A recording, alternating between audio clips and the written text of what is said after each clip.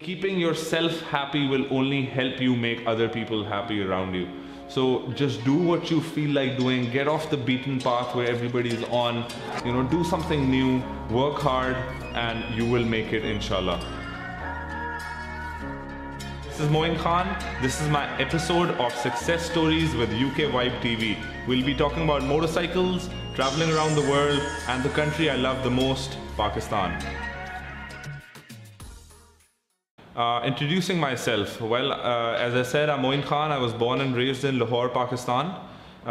Did my schooling here in Pakistan in Lahore. In 2005, I was shipped out to the US for my undergrad. After changing my major a bunch of times, I finally graduated with an international business degree. That was my education background. And then once I was in the US, I kind of missed my home country, which is Pakistan, way too much, and I wanted to do something positive for Pakistan, coming out of Pakistan, anything positive, because at the time in 2011 there was a lot of negativity around Muslims in general and Pakistan, and I wanted to change that negative narrative around the world. And to the best of my knowledge at the time, I thought just going one person to another, telling the world, showing the world, and letting the world meet a Pakistani, that was my simple agenda of riding around the world from San Francisco to Pakistan. There was nothing special about my growing up. I used to live in a joint family, had a bunch of cousins around. As a kid, I had the most fun childhood. Still have the best childhood memories of growing up in Lahore. I was 11 years old when I stole my carpenter's bike and I rode around Lahore. That feeling of freedom that I feel a lot of people in the world have never experienced, I experienced that at age 11. And just being alone and vulnerable on a motorcycle at 11 years of age just gives you this new perspective on life, and I feel like I got that at a very early age. And my parents weren't always the most excited parents when they found out that I would ride motorcycles, but my parents have always been, they never told me what to do, but they did guide me through to they never told me what to do, but they did guide me through and would tell me what is right or wrong. But if I wanted to do something that they thought was a bad idea, they would always let me go through with it and realize myself if it's good for me or not. I do a bunch of stuff. I don't run an organization or an NGO or anything of that sort. Because as I said, I'm not good at planning and stuff, but I do a bunch of stuff, and it's just whatever I feel like doing that particular moment or that day or that week or that month. And whenever I don't want to get stuck in this one thing, NGOs have this certain agenda, and you have to make money and then you have to spend money. I don't want to get into that. One day I wake up and I have this amazing, brilliant idea, then I just start doing that. So 3 years ago, here in Lahore, I went to this village. It's called Akhtar Da Dera. It's in the outskirts of Lahore. It's a very disconnected little village. No major roads connect to the village. Even the road that does, it's not really a road, it's a dirt road, so there's no traffic or no public transportation connection to that little village, Akhtar Da Dera. And I started an all-girls school there. The boys of that village could hitchhike on a moving tractor or trailer to the closest school, which was about 20 minutes away, but the girls couldn't. So I started a school with 24 little girls about three and a half years ago. I have 72 girls studying there, and it's beautiful to see that village never had an educated, literate female population, and now for the first time ever, these women growing up who were more educated than the boys of that village. And I see, maybe not in 10 years, but maybe in 20 years or 30 years, I see the women of this village so strong that they might just change the face of this entire village and the entire society there. So it's beautiful. I really enjoy that. I visit the school every once in a while.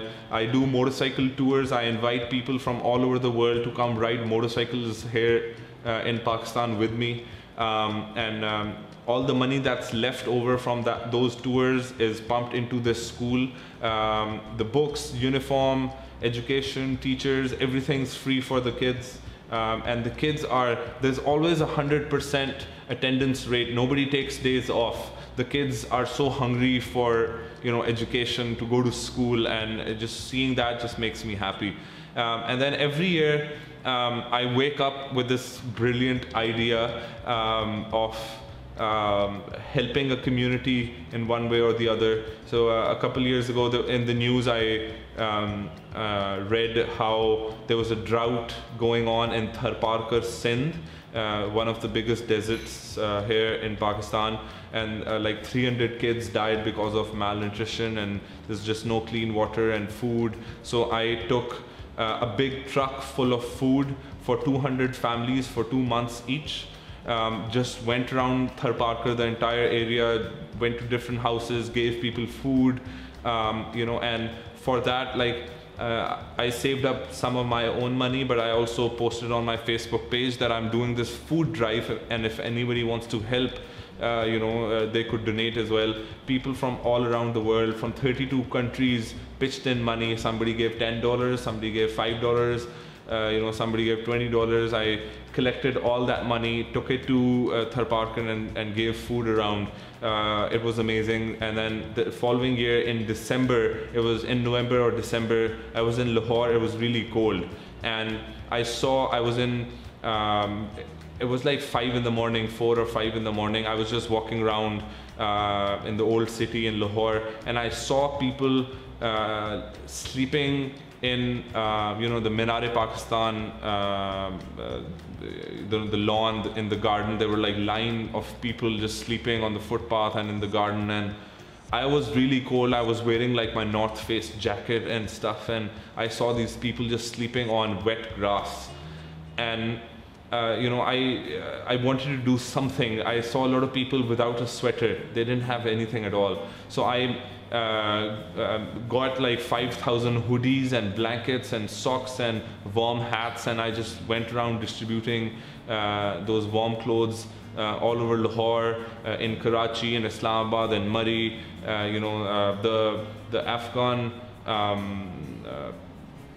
refugee camp in around Islamabad, Rawalpindi, dropped some there as well. And so every year I do something that I feel like, and this year was I think my coolest project. I rode one of my little bikes, put on a Santa Claus suit, put a big pillow in my stomach, and bought gifts for little kids for Christmas, and I celebrated Christmas with a bunch of different churches in around Lahore, and just did a little stunt show for them. I pulled wheelies, and the kids were really happy, and then I gave them gifts to celebrate Christmas with our amazing Christian neighbors. And I think we as individuals have to take steps for the white part of the flag. That white part of the flag is there because the green part is much bigger and the white part is smaller, and that is because the green part has to look over and help out the white part. So stuff like this just makes me happy, and that is what a different agenda is all about. Alright, so my San Francisco to Lahore journey started on 10th July 2011. On 8th July, 2 days before, I called my mom, who was in Pakistan. I called her and I was like, I'm coming on a motorcycle to Pakistan. And she's like, she started laughing. She thought I was joking. And she's like, just send me the flight number, the flight details, and I'll pick you up from the airport. And I told her, I was like, no, I'm serious. I'm coming on a motorcycle. And she started laughing, and she gave the phone to my dad. And dad picked up, and I'm like, yeah, I'm coming on a motorcycle to Pakistan. And from the first second he heard it, he was like on board with the idea.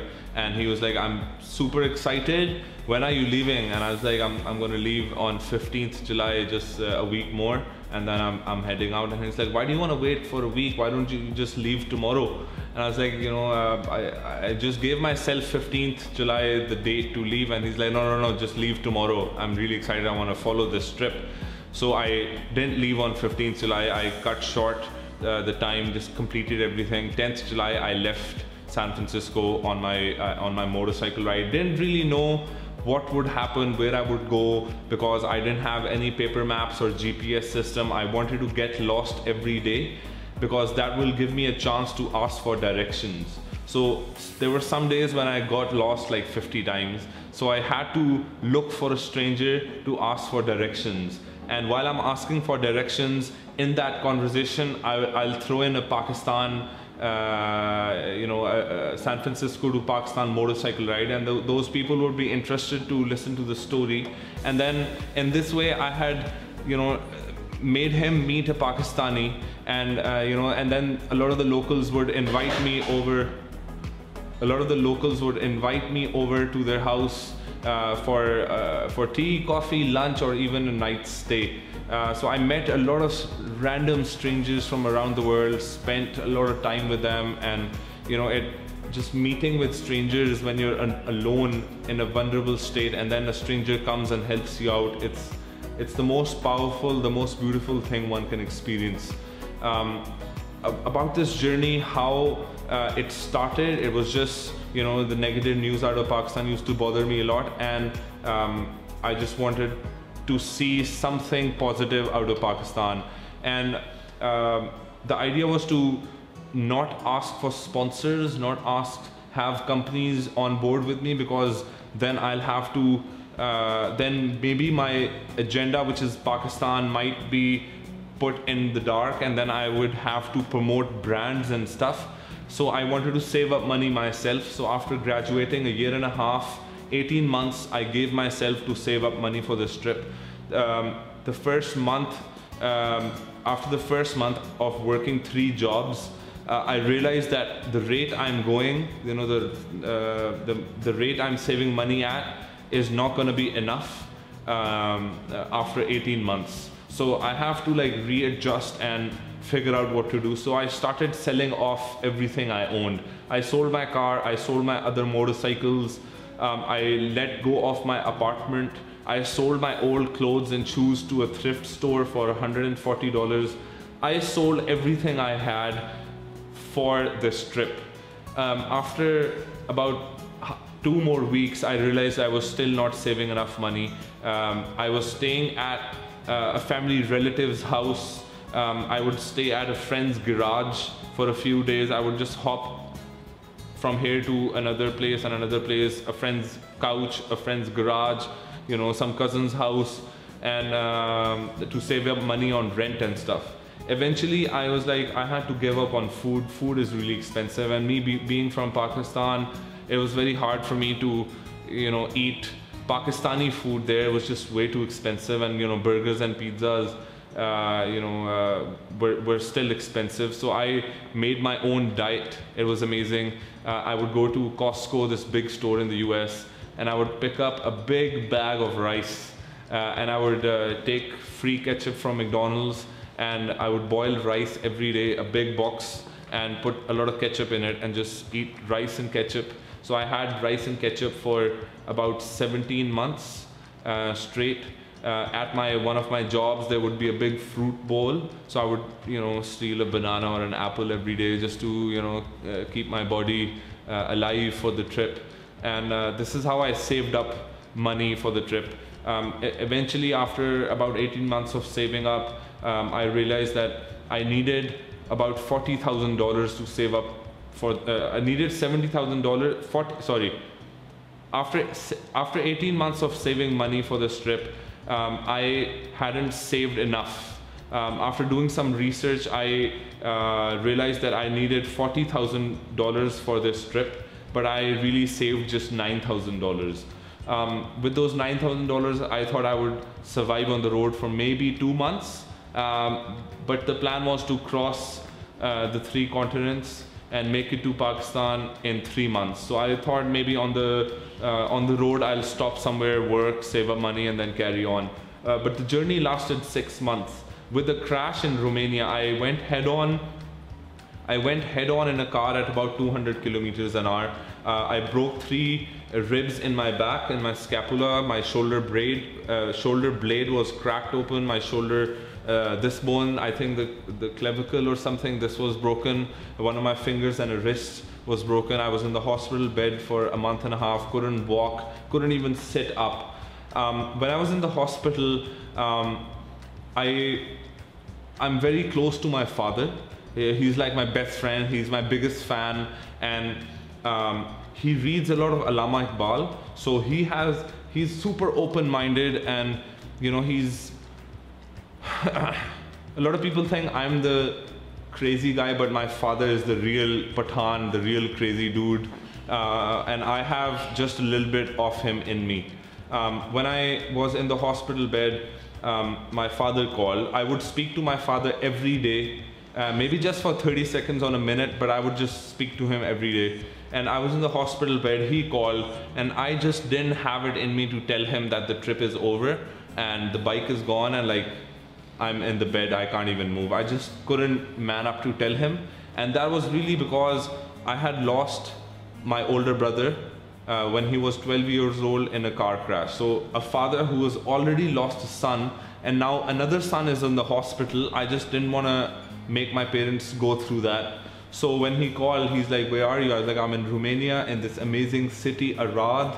I'm walking around town, let me call you back. And then I shut the phone, and I just couldn't figure out what to tell him. So the next 11 days, next 10, 11 days, I kept lying to him.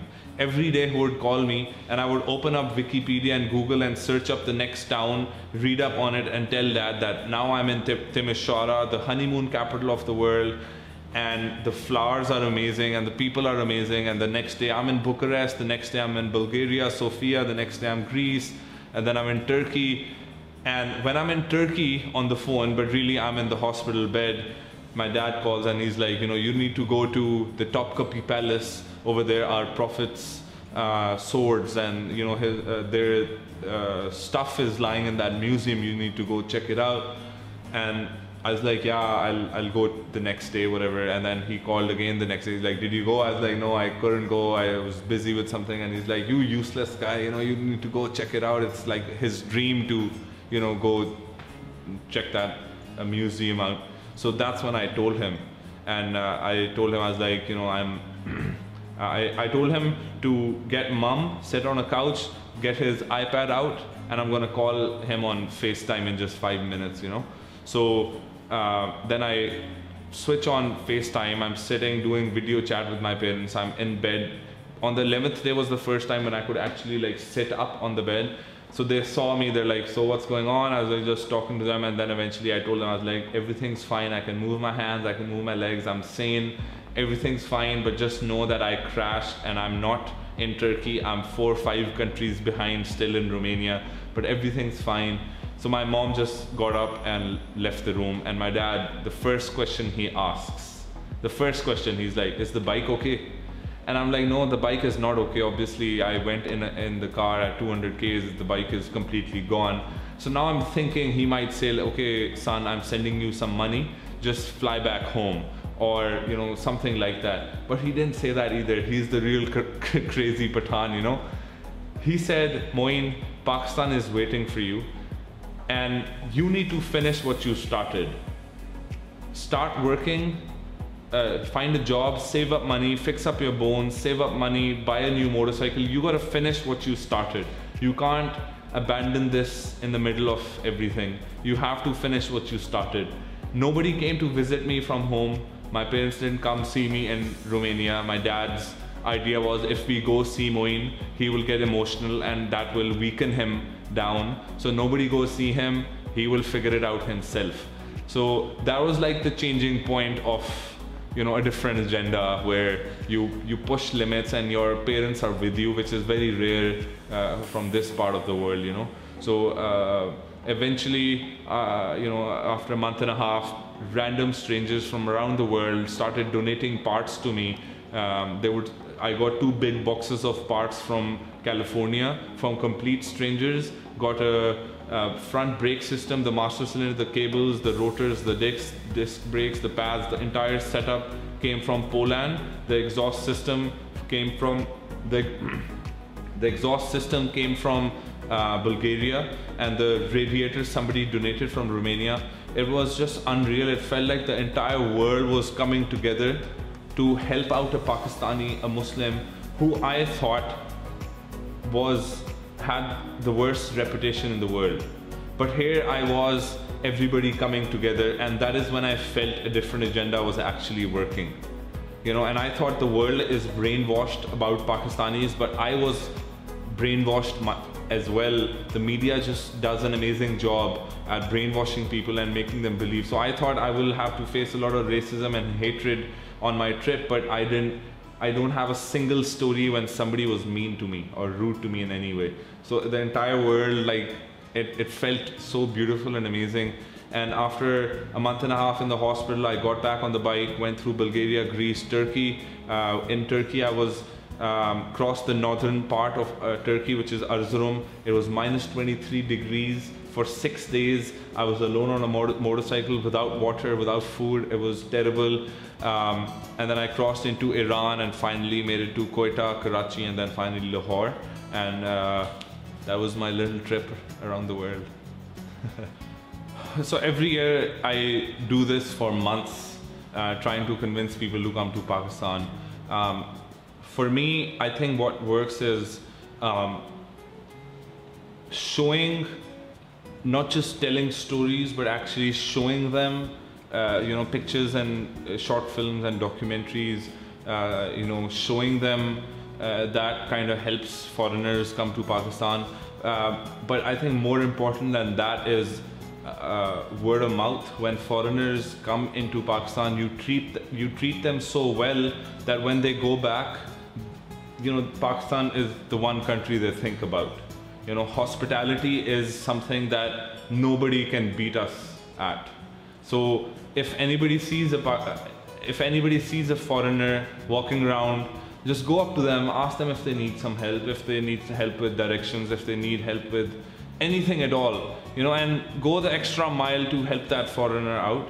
And just because when that foreigner goes back home, he will tell his friends that I met this guy, Creed, in Lahore, who went out of his way to help me out when I was in trouble, you know, and then his friends would want to come to Pakistan to experience that amazing hospitality. So I think hospitality is the only way we can get more foreigners into Pakistan.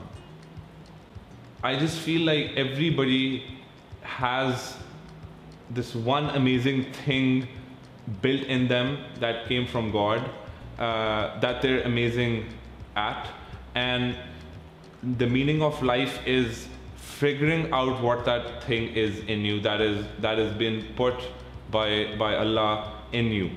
A lot of people just follow the herd, they stay on the beaten path, and you know, a lot of my friends who are sitting in banks and do these 9-to-5 corporate jobs, you know, they don't enjoy that. They struggle on a Monday morning, they struggle to get out of bed and go to a bank or, you know, a 9-to-5 corporate job, and they hate it. But for me, my Monday is like a Sunday, and my Wednesday is like a Sunday, and my Sunday is like a Sunday. My work is riding motorcycles with foreigners around Pakistan, and then I take time off. I don't want to work anymore, and then I go on vacation, which is riding motorcycles up north. So whenever I'm at work or my vacation, it's the same. And it is only because I'm doing something that I truly love doing. And there are a lot of months, a lot of years where I don't make any money, and I have absolutely, you know, a lot of people think I have, you know, rich parents who support me, or, you know, there's a lot of land that, you know, I can sell or something. I don't own anything at all. My parents don't own anything at all. My father's retired. The last time I took money from my parents was when I was 17 years old. I paid through school and all my trips and all my adventures myself. And sometimes it's hard, but when you're truly passionate about something, everything's you know, it just falls into place. And you just have to trust your gut, your karma, something. You have to trust something yourself, because that will give you the confidence to push and move forward and believe in yourself, and like that will give you the confidence to reach for the stars. And you can only reach for the stars if you believe in yourself, you know. And I see a lot of people just giving up way too soon.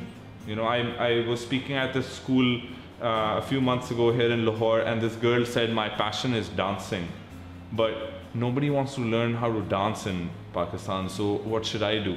I was like, if you can be the world's best dancer yourself, then I would want to come learn how to dance from you. I don't want to learn how to dance from that guy or this guy, but I would like to learn how to dance from the world's best dancer. That'll be just a cool thing to do.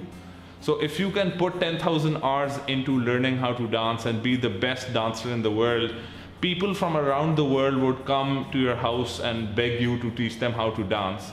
And then you start teaching them how to dance, and they pay you for your time, and that's your dancing school right there. So it doesn't matter what it is. You know, a lot of kids back in the day enjoyed video games, and their parents said, you know, there's no life, like you're wasting your life. But now you see a lot of kids making millions of dollars just playing video games. So if there's something that you truly love doing, just do that. Give your 100% in, and it will work out. Just believe in yourself that that thing will work out, and it will eventually. But you have to give your all in. You have to, you know, give your 100% in. What's next for me? You know, I go on these adventures around Pakistan, outside of Pakistan. I didn't tell you about the craziest adventure I did, the crazy thing I did last year. I rode a bicycle from the China border to Karachi. It was 2,615 kilometers in 81 days on a Sorab cycle. I don't know if you know what a Sorab cycle is. Sorab cycle is the bicycle, I think the only bicycle that's manufactured in Pakistan. It's the exact same technology that we had in the 1930s. No gears, no suspension. The bike weighs like, I don't know, somewhere around 20 kilos or something. And super hard, difficult bicycle to ride. I have no idea why I chose that bike to ride, but I rode it across Pakistan, and I just wanted to connect with people on a different level. You know, when you're in a car, you just zoom through. When you're on a motorcycle, you're a little slower, you stop a lot more, you meet a lot of locals. But when you're on a bicycle, you say hello and salam to everyone. You know, the guy selling fruit on the side of the road, or, you know, the guy on a motorcycle, he would slow down to see who the hell is going on a bicycle. So I did this trip on a bicycle, and I wanted to share my experience with Pakistanis, and I wanted to tell them that it's okay to go on an adventure where you know nothing about what you know nothing about. So this May, on May 6th, I'm taking 25 Pakistanis with me up in the mountains for 8 days, and I'm gonna make them ride a bicycle from the China border to Hunza. It's a little less than 200 kilometers over 3 days. It's not gonna be super challenging, but I feel all these adventures don't really require a lot of money or a lot of muscles, or, you know, a lot of people think they're not fit enough to do something like this. I'm not lying. I've never been to the gym in my life. You can probably tell by my arms, but I've never been to the gym in my life. I eat crap food, unhealthy food all year round. I've been eating all my life, unhealthy to the core, and I love it. And the last sport I played was back in 2004, 2005, which is, I don't know, 10, 12 years ago. Haven't played any sports since. Just been on a motorcycle. So I'm super unhealthy, super unfit. But if I was able to ride a bicycle from the China border to Karachi, anybody can, over 81 days, anybody can ride a bicycle for 3-4 days. So I feel all of this is up here rather than up here, down here. It's not about the muscles, it's about the mentality you have when you get into something. You know, I had my reservations and concerns about riding a bicycle across Pakistan. I thought, I was scared. I wouldn't say I'm not, but I was like, what is the worst that can happen? You know, the worst case scenario would be that I won't be on a bicycle. I would be just walking the bicycle. You know I can walk. So it's really in your head. You know, your mind tells you that you can't do it, but then you have to stand up and tell your mind that yes, I can, and you're gonna be with me when I'm doing something, you know, out of the ordinary, out of the box. So I'm taking 25 people up to Khunjara Pass, which is the highest paved international border in the world, Pakistan-China border, and we're gonna ride down to Hunza, and you know, every year the level of adventure will be rising. So the 25 people on this trip, next year I'm gonna take it to another level, you know, extreme, and push them to, you know, do something that they're scared of. So this year I have a trip in May. I'm getting married in July, and in September I have this amazing trip. Women from around the world are coming to Pakistan, about 15 of them. From Tokyo, from London, from different parts of Europe, from the US. They're all coming to Pakistan to ride motorcycles with me. And the coolest part is, I always pronounce her name wrong, Elspeth Beard. You should Google it, Elspeth Beard. She's from London, from Birmingham, I think. She was the first British woman to ride a motorcycle around the world. And that was in 1982. And she is coming to Pakistan again after like 35 years. She's coming to Pakistan again to ride motorcycles here with me. So I'm super excited. She's like world-renowned architect as well. There's a bunch of other cool women coming who work in like these journalism, you know, blogs and news channels and radio stations and podcasts. You know, so these amazing super women are coming to Pakistan, and I'm doing this tour to empower women of Pakistan, to show them that it's all right to ride a motorcycle in Pakistan for a female. So hopefully we're going to make a little documentary out of this. I'm going to go around Pakistan showing this film in different universities. You know, all the women would be invited to see this, watch this film, share this experience with me. And hopefully it'll give them the power to not care and just be on a motorcycle and just go around. My advice to the younger generation of Pakistan, a lot of parents might hate me for this, but stop listening to your parents, follow your heart, do what you feel like doing. Your parents are not gonna stick around for very long, so you gotta do what you truly love doing and just do that. Don't be scared of the society, what they might think of you. A lot of people took a lot of time in understanding what I was doing, but eventually, you know, they all kind of gave in and accepted me for who I am and what I do. You know, a lot of the older people still have, you know, weird thoughts about just Moin riding a motorcycle, but this is what I do, and this is what I'm going to do for the rest of my life, and this is what makes me happy. And keeping yourself happy will only help you make other people happy around you. So just do what you feel like doing. Get off the beaten path where everybody is on. You know, do something new, work hard, and you will make it, inshallah. Thank you guys for watching my episode of Success Stories on UKVibe.TV. Hope to see you guys around. You can follow me on Facebook, Instagram, Twitter, on A Different Agenda, no spaces, or just Google Moin Khan motorcycle and you'll find me. See you guys.